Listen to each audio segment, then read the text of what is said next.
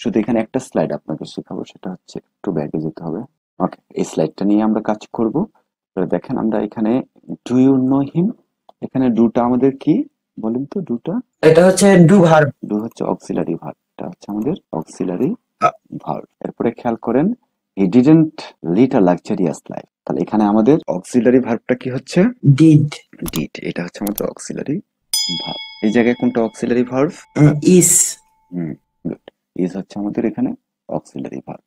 তাহলে অক্সিলারি ভার্বের একটা স্পেশাল নোট আছে, এই লাইনটা শেখানোর জন্যই মূলত আমি এখানে আসলাম। লাইনটা একটু রিড আউট করেন তো দেখি। An auxiliary verb always take place before a main verb. কি বলতে চেয়েছে এই লাইনটা একটু বলেন তো, আমি পরে বলতেছি। অক্সিলারি ভার্ব সর্বদাই সাহায্যকারী ভার্ব মেইন ভার্বকে সাহায্য করে। আচ্ছা ঠিক আছে, আমি একটু সহজ করে দেই।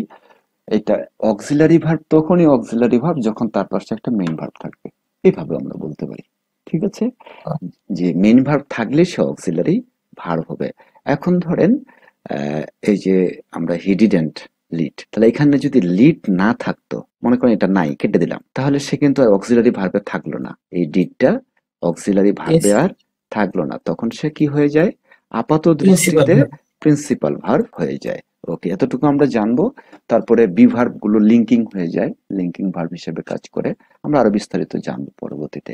তাহলে এখন এই যে স্লাইডটি আমরা এখানে কাজ করলাম, সেটাতে মূল যে বিষয়টি সেটি আমরা শিখলাম যে অক্সিলারি ভার্ব তখনই অক্সিলারি ভার্ব যখন তার পাশে একটা মেইন ভার্ব থাকবে।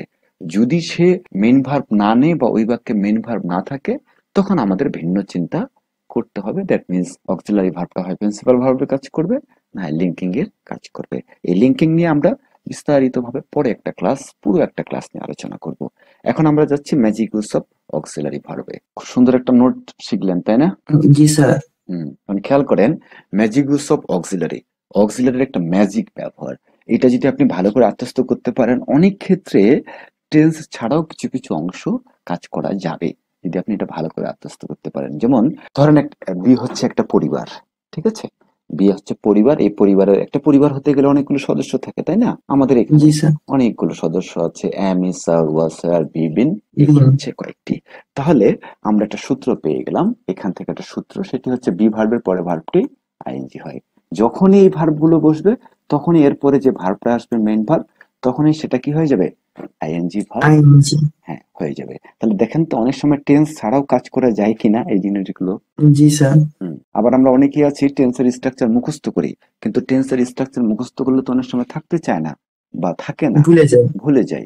তাহলে টেন্সের স্ট্রাকচার মুখস্থ না করেও কিছু কিছু রাইট ফর্ম অফ ভার্ব বা আমরা যে যে জায়গাগুলোতে আমাদের দরকার হবে আমরা করতে পারি, বুঝতে পারছেন? ওকে, আর এখানে আরেকটা জিনিস আপনাকে বলে রাখি, আমি এটা পরের পার্টের আলোচনা হবে। বি ভার্ব গুলো বসে কন্টিনিউয়াস টেন্সের ক্ষেত্রে, কোথায় বসে? Continuous tense. অনেকে হচ্ছে কি করে টেন্সের স্ট্রাকচার গুলো মুখস্থ করে, হ্যাঁ, কিন্তু টেন্সের স্ট্রাকচার গুলো মুখস্থ করার দরকার নেই, টেন্সের স্ট্রাকচার গুলো বানানো যায়। আমার এই শীটটা, এই যে স্লাইডটি দেখছি, এই স্লাইডটা যদি শেষ করি তখন আপনি বানাতে পারবেন, ওটা আমরা নেক্সট পর্বে আলোচনা করব। কন্টিনিউয়াসটা পুরোটা লিখি নাই, ঠিক আছে? এটা তাহলে কন্টিনিউয়াস। এরপর আমাদের আরেকটি ভার্ব হচ্ছে হ্যাভ ভার্ব, এর মধ্যে আছে হ্যাভ, হ্যাজ, হ্যাড, হ্যাভিং। তাহলে এগুলো পাওয়ার পরের ভার্বটি হবে আমাদের ভি3, ভার্বের পাস্ট পার্টিসিপল। ইয়েস, আমাদের ভার্বের পাস্ট পার্টিসিপল হবে।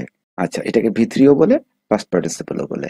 উদাহরণস্বরূপ আমরা বলতে পারি যে write, wrote, written, go and gone. Okay, ঠিক আছে? তাহলে এই হ্যাভ ভার্ব গুলো যেহেতু বি বসে কন্টিনিউয়াস টেন্সে, তাহলে হ্যাভ গুলো কোথায় বসে একটু গেস করতে পারবেন? হ্যাভ গুলো বসে আমাদের টেন্সের ক্ষেত্রে পারফেক্ট, যেখানে যেখানে থাকবে পারফেক্ট সেখানে সেখানে শুধু আমরা এই হ্যাভ ভার্ব গুলো অ্যাড করে দিব, ঠিক আছে? আমরা যখন স্ট্রাকচার শিখবো তখন আরো সুন্দর করে আপনি বিষয়গুলো এনজয় করতে পারবেন। ওকে, নেক্সট আমাদের আরেকটি ভার্ব হচ্ছে ডু। এই ডু এর মধ্যে রয়েছে ডু, ডাজ, ডিড। আমরা কিন্তু ডানকে নেইনি, ডান কিন্তু অক্সিলারি হিসেবে ব্যবহার করতে পারে না বা বসতে পারে না, ঠিক আছে? সে প্রিন্সিপাল হিসেবে কাজ করে। এই ডু ভার্বের পরে ভার্বটি, ডু ভার্বের পরে ভার্বটি আমাদের কি হবে বলতে পারবেন? ভার্বের বেস ফর্ম। ইয়েস, গুড, ভার্বের বেস ফর্ম, এটাকে আমরা সংক্ষেপে বলছি বিএফ, বেস ফর্ম। ওকে, গুড। আমরা এখন নেক্সট চলে যাচ্ছি মডেল। মডেল ভার্ব গুলো হচ্ছে shall, should, will, would, may, might, can, could, must, ঠিক আছে?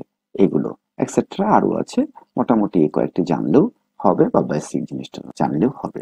ডিয়ার আছে, নিড আছে ইত্যাদি, এগুলো মডেল হিসেবে কাজ করে। তাহলে মডেল ভার্বের পরের ভার্বটি কি হবে? ভার্বের পাস্ট পার্টিসিপল। না না, বেস ফ্রম হবে, ডু এর মতোই বেস ফ্রম, ঠিক আছে, বিএফ। ওকে, এই ছিল আমাদের হচ্ছে মোটামুটি ম্যাজিক ইউজ অফ অক্সিলারি ভার্বের প্রথম যে স্লাইডের আলোচনাটা সেটা। এই আলোচনা আমরা যে বিষয়টি দেখলাম, আমরা যেভাবে একেবারে মুখস্থ করে ফেলবেন, বি ভার্বের পরে ভার্বটি আইএনজি, হ্যাভ ভার্বের পরে ভার্বটি পাস্ট পার্টিসিপল, ডু ও মডেল ভার্বের পরে ভার্বটি বেস ফ্রম। ওকে, এই আদলে আমরা এখন একটি বাক্য এক্সারসাইজ করব। আপনি দেখেন তো এই বাক্যটি সঠিক আছে নাকি ভুল আছে।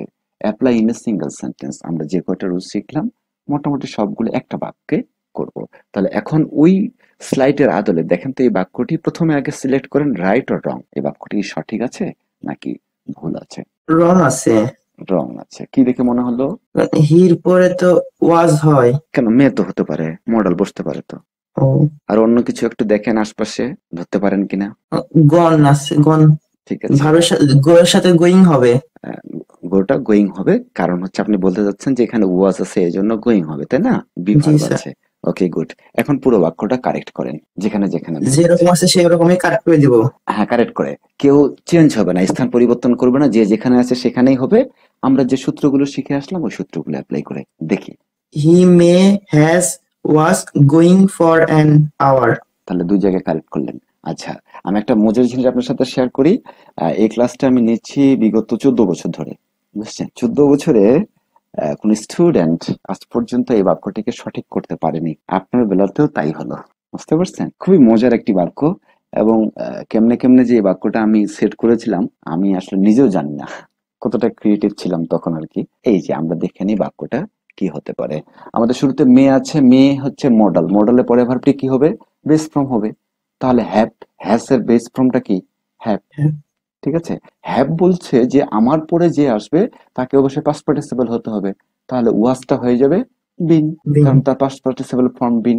এখন বিন বলছে ঠিক আছে আমারও তো তুমি চেঞ্জ করলা, বি থেকে বিন বানাইলা, ওয়াজ থেকে বিন বানাইলা, তাহলে আমার পরে যে বসবে তাকে কি হতে হবে? আইএনজি হতে হবে। আইনজি। দেখেন আমরা যে রুলস সেটটা শিখলাম চারটায় কাজে আসছে এখানে, আসছে না? জি স্যার। সুন্দর, মজা লাগছে? জি স্যার। Okay fine. ওকে চলেন আমরা কিছু এক্সারসাইজ করব এখন। খেয়াল করেন এক্সারসাইজ গুলো এইভাবে, ঠিক এখানে যেভাবে এক্সারসাইজ গুলো করছি এই প্যাটার্ন গুলোই আপনাদের পরীক্ষাতে আসে। আই উইল ড্যাশ ইট, তাহলে কি হবে? ফাইট হবে নাকি ফাউট হবে? দ্রুত নিয়ে নেবেন MCQ. I will fight. Fight, কারণ হচ্ছে এখানে কি উইলটা, বেস ফ্রম উইলটা হচ্ছে মডেল ভার্ব। হ্যাঁ, মডেলের উপরে আমাদের বেস বসাতে হয়। Okay, your answer is correct. Okay, next number 2, we have at least dashed our political emancipation. Achieve oblique achieved. Achieved. ED থাকবে নাকি থাকবে না? ইডি থাকবে। থাকবে, কেন বলেন তো? ভার্বের হ্যাভ হ্যাজ এর পরে ভার্বের past participle form. Okay good fine, আপনি তো অনেক দ্রুত ক্যাচ করতে পারছেন বিষয়গুলো, খুব ভালো লাগলো। Achieved. Okay, number 3, what do you dash now? Do did done, কোনটা হবে? What do you do now? Do now. কেন? আমরা এখানে অক্সিলারি হিসেবে ডু পেয়েছি, তাহলে ডু ভার্বের পরে ভার্বটি কি হবে? Base form. বেস ফ্রম, তাহলে এখানে ডু বেস ফ্রম। অনেকে কনফিউজড হয়ে যায়, এই জায়গাটাতে আপনি অসম্ভব ভালো করেছেন এসে, ঠিক আছে? আপনার তিনটেই সঠিক হয়েছে। এরপর আসেন, what should you do did done? Do. Do, কারণটি হচ্ছে, ব্যাখ্যাটা বলেন তো। মডেল ভার্বের পরে সবসময় ভার্বের বেস ফর্ম বসে। ওকে ফাইন, মডেল ভার্বের পরে বেস ফর্ম বসে। Your answer is correct, your all answer is correct here. Okay, you achieved 4 out of 4। Thank you, ভালো লাগছে? জি স্যার। হ্যাঁ, ওকে, আমাদের আরেকটা এক্সারসাইজ আছে, এই এক্সারসাইজটা আপনি এসএস দিয়ে দেন, এটা হচ্ছে হোমওয়ার্ক হিসেবে থাকবে। আচ্ছা স্যার। এখন আমি খালি বলে দিই এক্সারসাইজটা কিরকম করে করতে হবে। এক্সারসাইজটা হচ্ছে এই পাশে ভার্ব দেখে আমরা এই পাশে নির্ণয় করেছি, তাই না? আগেরটাতে। হ্যাঁ, এখন এই পাশে দেখে এই পাশে নির্ণয় করবেন, বুঝতে পারছেন? বুঝতে পারছি। এখানে শুধু এখন অক্সিলারি গুলো আসবে, এই জায়গাগুলোতে শুধু এখন অক্সিলারি অক্সিলারি ভার্ব বসবে। বসবে। তাহলে এটা আমরা হচ্ছে হোমওয়ার্ক হিসাবে করব, বুঝতে পারছেন? এখন জি চলুন স্যার। দেখি আমাদের আর কিছু আছে নাকি এখানে, পড়াবো না। এখানে একটা বাড়তি রুলস আপনাকে শুধু শিখাই দেই, এটা লাগবে। ইউজ অফ মে অবলিক মাইট, মে কখন হয়, মাইট কখন হয়। ইট মে রেইন টুডে, পসিবিলিটি, যদি সম্ভাবনা থাকে কোনো কিছু হতে পারে, ঠিক আছে, সেক্ষেত্রে আমরা মে ব্যবহার করব। অথবা অনুমতি পাওয়ার ক্ষেত্রে may I come in please, আমি কি আসতে পারি? May I come in sir, আপনারা যে ব্যবহার করেন নিককে জি আসার স্যার। জন্য। পারমিশন অথবা পসিবিলিটির ক্ষেত্রে এখন মে অথবা মাইট ব্যবহার করা হয়। We may stay here for the night, আজকে রাতের জন্য আমরা এখানে অবস্থান করব। I asked if he might go to the bathroom, আমি জিজ্ঞেস করেছিলাম সে কি বাথরুমে যাবে। তাহলে এই ধরনের সম্ভাবনার ক্ষেত্রে বা পারমিশনের ক্ষেত্রে বা এই যে চারটা সিকোয়েন্স নিয়ে আমরা কাজ করলাম, এই চারটা সিকোয়েন্সের ক্ষেত্রে আমরা মে অথবা মাইট ব্যবহার করে থাকি। মেটা ব্যবহার করব প্রেজেন্টের ক্ষেত্রে, হ্যাঁ। আর যখনই সেটা হচ্ছে ন্যারেশন বা পাস্ট টেন্সের কোনো একটা সেন্স আসবে, তখন মেটা হয়ে তখন যাবে, মাইট। মাইট হয়ে যাবে। মাইট। হ্যাঁ। ওকে, আমাদের আলোচনাটা এখানেই ছিল। At a glance types of auxiliary verb, আমরা সচরাচর সেটা দেখে থাকি। এটা শুরুতে আমাদের দেখানোর কথা ছিল কিন্তু আমরা শেষে এখন করছি। ভার্ব, অক্সিলারি ভার্বস, যেগুলো নর্মাল অক্সিলারি এবং মোডাল অক্সিলারি। মোডাল হচ্ছে can, could, may, might, shall, should, will, would, এগুলো। এবং am, is, are, was, were এবং do, does, did, have, has, had, এগুলো হচ্ছে আমাদের নর্মাল অক্সিলারি।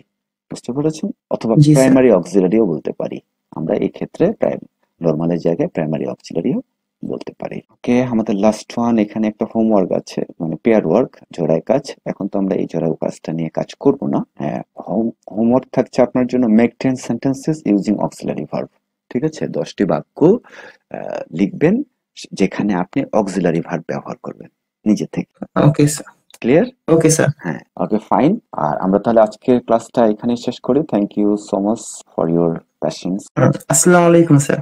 ওয়ালাইকুম আসসালাম। মোটামুটি আমরা দেখেন 2টো ক্লাস করেছি, আমার মনে হয় যে আপনার ভালো লাগার কথা, তাই না? জি স্যার, ভালো লাগছে।